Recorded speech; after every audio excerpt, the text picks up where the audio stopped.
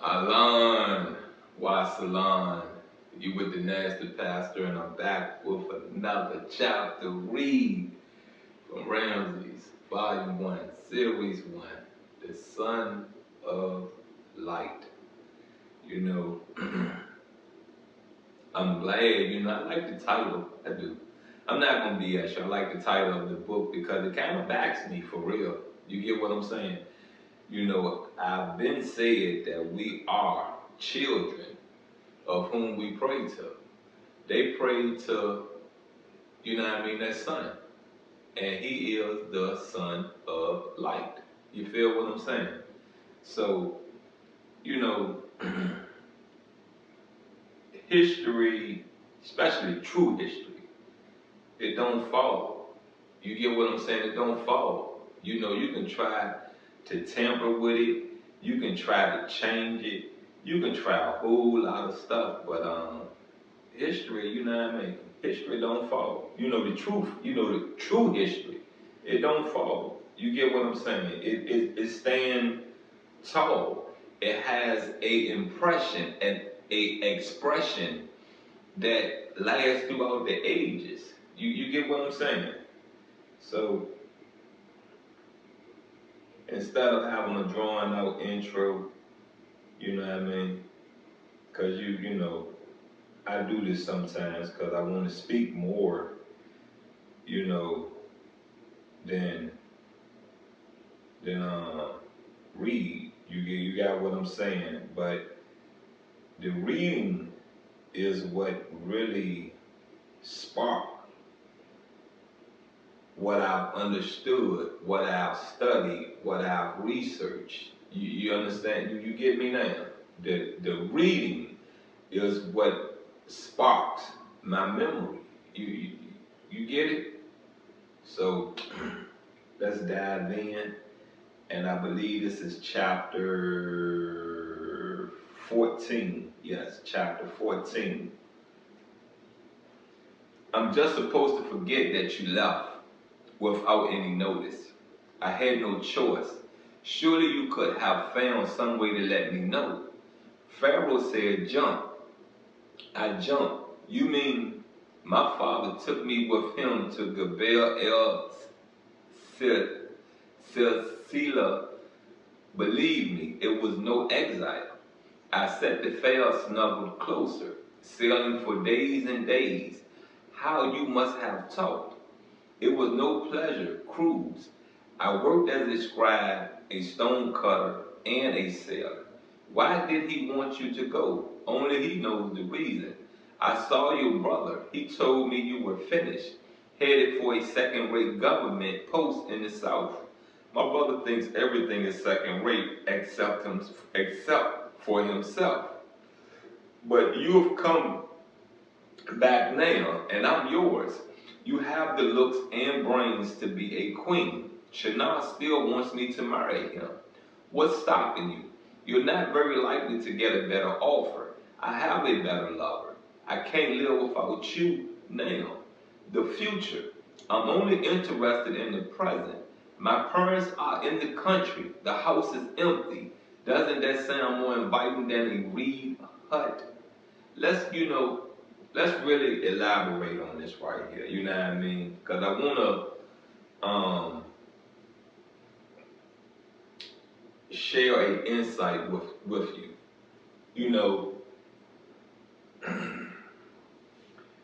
Women flock to those on a rise. You get me? R-I-S-E. It's like women intuition can see that man that is destined to do great things. You come on now. Come on. If you sit back and you really look at the woman, let's start at middle school because see y'all young people a little bit more advanced. Well, I don't know if you're a little bit more advanced than me, but you probably a little bit more advanced than the my peers, my generation as a mass whole. You get what I'm saying? I don't know if like I said, I don't know if y'all a little bit more advanced than me, but let's start at middle school. If you look at some of the women that was liking some of these young men, you was in school with. You get what I'm saying? Did they go on to do great things? Are their life really at a stable point? I don't care that some things failed during COVID. You get what I'm saying? But was their life on a uprise, on a nice, position to continue to have a successful life throughout the ages? You get what I'm saying? And was that woman still friends, or was that woman, still in a relationship? It was a relationship now. You get what I'm saying? Like, there are certain women that I liked. I'm talking about really liked. You got what I'm saying? But I let them pass me by. You know what I mean? I never put a lot of effort into letting that woman know I like her. You know what I mean? Or letting these women know I like them. And when I look at the men that they chose, you get what I'm saying? Because a woman still chose. You can holler all day you want. A woman still choose you. You get what I'm saying? You have women out here that wait for you to talk to them, and you have women out here that will come to you. You get what I'm saying? But when I look at the men they have chosen, you get what I'm saying? They could have went on to do great things. A lot of them went on to do great things. You know what I mean? They was either in basketball. They was either in basketball and football, or they were just in football. They had a lot of what I want to say, motivation to complete school. You know what I mean? They had gifts, you know what I mean? They had talents, you know what I mean? And I'm not going to say I didn't have those things. I didn't show those things. You get what I'm saying? I didn't take my time to participate in those things. And when I did participate in the intramural basketball team, you know what I mean? I was cut. You get what I'm saying? I was cut. My coach was my social studies teacher. You get what I'm saying? So he had no room for me in his classroom nor on his basketball team. So I just say this to you, you know what I mean? Stay tuned. You get what I'm saying? Because deconstructing a God is going to give you an eye opener, not just to my life. You get me? Not just to my life. A lot of you gods and goddesses lives that people have tampered with. You had no control. You get what I'm saying? They tampered with your life. You get me? Yes, you made some mistakes. Yes, you stepped into it, but they tampered with it. Let's get back into the read. He shared Iseth's longing, but was it love? Ramses found no answer, for now the physical passion was enough, the intoxicating sensation of their bodies merging, swirling subliminally into one. Iseth's caresses aroused him again and again. It was so hard to leave her, naked and languid, her arms pulling him back when he tried to slip away. For the first time, Iseth the Fair had mentioned marriage. Ramses broke. As much as he enjoyed her company, he was not prepared for anything more permanent. They might be young, but they were of marriageable age. There could be no objection to their union. Still, Ramses did not feel it was confident that she would win him over. Iseth did not protest.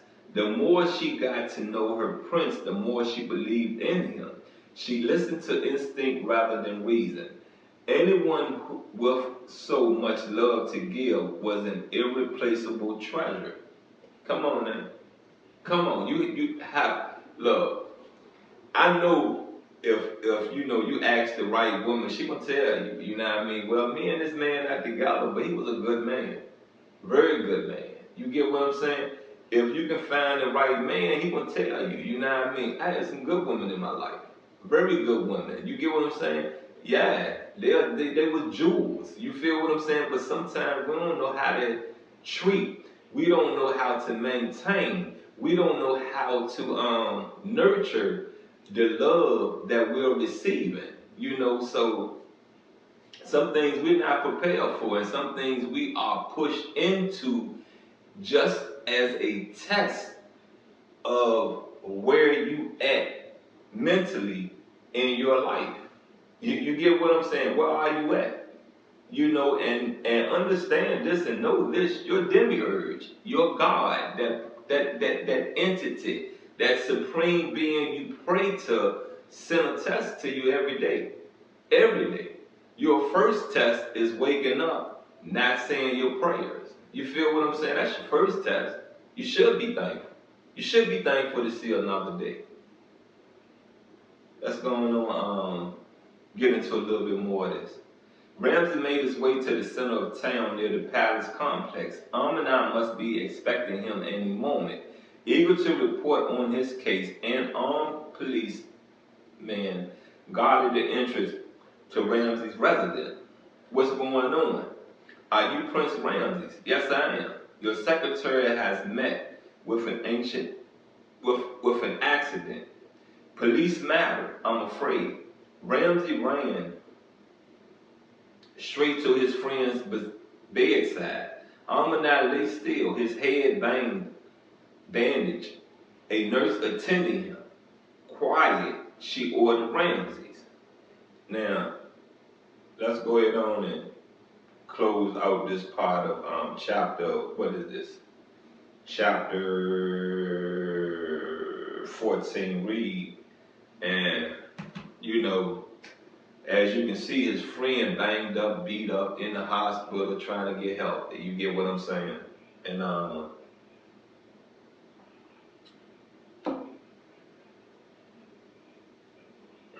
life is like that. Your friends, your real friends, look from the outside in, and they don't want you to go through no turmoil. They don't want you to go through none of it. You feel what I'm saying? They're there to help you, but when you're pushing people away, what can they do? What can they do?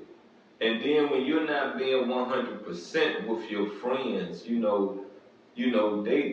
they put a little distance between y'all. They don't want no harm to come to you, but there's distance put between y'all. So, excuse me, live in your truth. Live in it. Stop trying to live a lie for somebody else that ain't gonna live that lie for you. I hope you get what I'm saying. That's not going to live that lie for you. You get what I'm saying? You understand? There are people that come around you that want you to lie. But when you need them to lie for you, they don't do it, right? Okay then. Don't do it for them.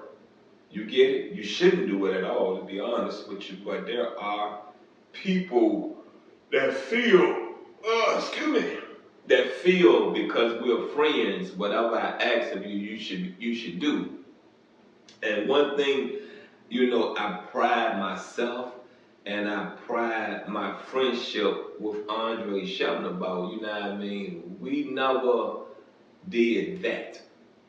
I never had to prove myself, to him and go out and do some devilish acts to show I'm a friend.